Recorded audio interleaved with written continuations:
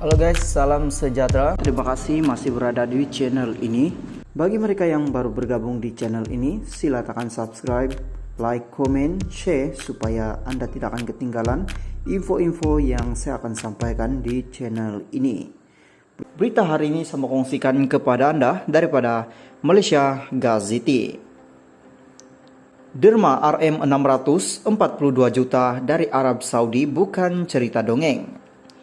Kuala Lumpur, derma sebanyak RM642 juta dari Arab Saudi kepada bekas Perdana Menteri Datuk Seri Najib Razak bukan cerita dongeng.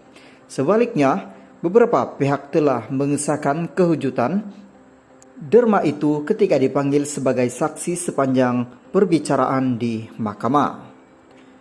Menurut pengadil, akaun Facebook Najib Razak antara pihak terbabit ialah Suruhanjaya Pencegah Rasuah Malaysia SPRM dan MB Bank selain bukti dalam bentuk dokumen transaksi permindahan dana SWIFT.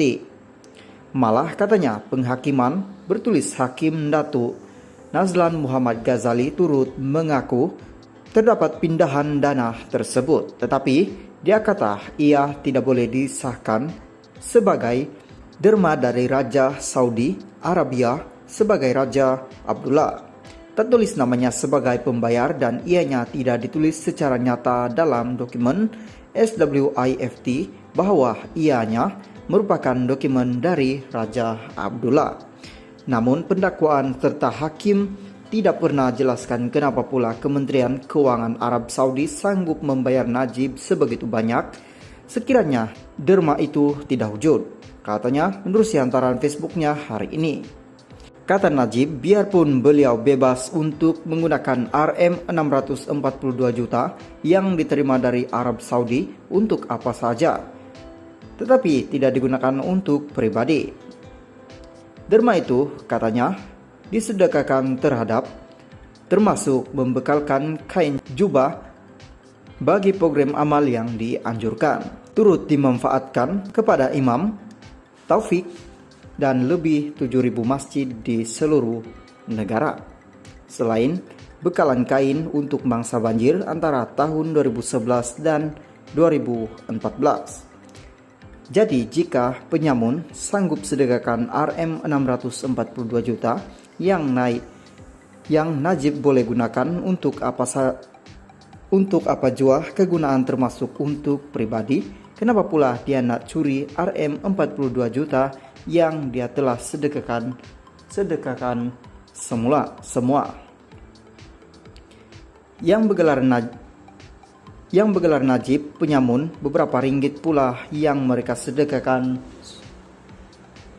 Soalnya Najib turut menyindir pihak tertentu agar tidak memetik dana dan dikenali sebagai RM2.6 bilion pula sebab ianya turut disahkan dalam mahkamah bahawa dana tersebut telah dipulangkan kepada pengantar 4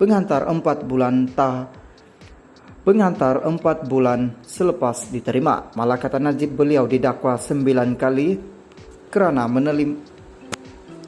menerima dana itu dan 6 kali lagi sebab memulangkannya. Malaysia Gazette. Terima kasih masih berada di channel ini.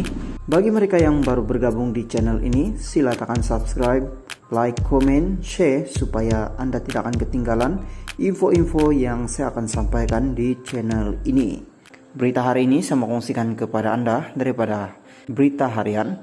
Tun Mahathir sifatkan kerjasama PH BN pelik, jejas kepercayaan rakyat. Putrajaya kerjasama Pakatan Harapan PH dengan UMNO dan Barisan Nasional BN bagi membentuk kerajaan perpaduan menjejaskan kepercayaan rakyat kepada janji dan pendirian parti politik, kata Tun Dr. Mahathir Mohamad. Bekas Perdana Menteri menyifatkan kerjasama antara dua gabungan utama yang saling bermusuhan pasca pilihan raya umum ke-15 PRU15 meremehkan janji yang dibuat kepada rakyat oleh parti politik khususnya sepanjang kempen pilihan raya. Katanya, kerjasama PH dan BN juga tidak menghormati undi rakyat yang memilih kedua-dua parti itu dalam PRU15 selepas percaya dengan janji dan pendirian mereka yang sebelumnya bertegas menolak satu sama lain. Saya dapati sekarang ini dalam pilihan raya, janji dibuat. Selepas menang pilihan raya, janji diketepikan dan tindakan yang bertentangan dengan janji dilaksanakan. Bermakna kerajaan ini tidak hormati janji yang mereka buat dengan rakyat. Rakyat tentu kecewa kerana mereka menyokong atas sikap dan dasar parti atau calon. Tetapi apabila menang mereka ketepikan dasar dan janji mereka.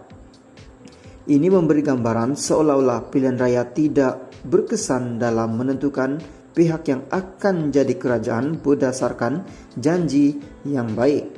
Mereka mungkin lakukan benda yang di luar atau bertentangan janji mereka. Katanya dalam temu bual bersama Bah di sini hari ini. Baru-baru ini.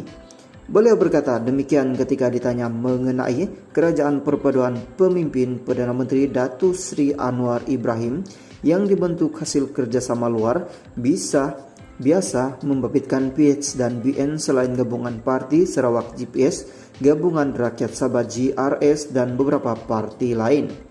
Kerajaan perpaduan dibentuk selepas tiada mana-mana parti berjaya mendapat majoriti muda 112 daripada 222 kursi parlimen dalam PRU 15, menyebabkan parlimen tergantung selama 5 hari sebelum Istana Negara mengumumkan pelantikan Anwar sebagai Perdana Menteri ke-10. Dalam PRU15, PH mendapat jumlah kursi parlimen terbanyak dengan 82 kursi disusuli Perikatan Nasional PN yang menang 74 kursi, BN 30, GPS 23, GRS 6, serta 7 lagi diperolehi beberapa parti lain dan 2 calon bebas. Mengulas lanjut, Dr. Mahathir yang tewas dalam PRU15 di Parlimen Langkawi turut menyifatkan kerjasama PH dan UMNO sebagai perkara pelik dan mengetepikan pendirian masing-masing. Itu peliklah kerana kita tahu UMNO dalam mesyuarat agungnya memutuskan tidak sama sekali bersama dengan Anwar atau DAP. Pakatan Harapan yang diadakan ini mengindahkan dakwaan pendirian mereka. Pendirian mereka, ia tidak akan terima kerjasama dengan Anwar dan DAP.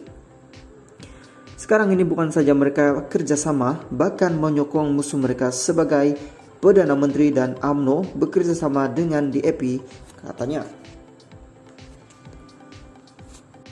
Halo semua, salam sejahtera dan terima kasih masih berada di channel ini.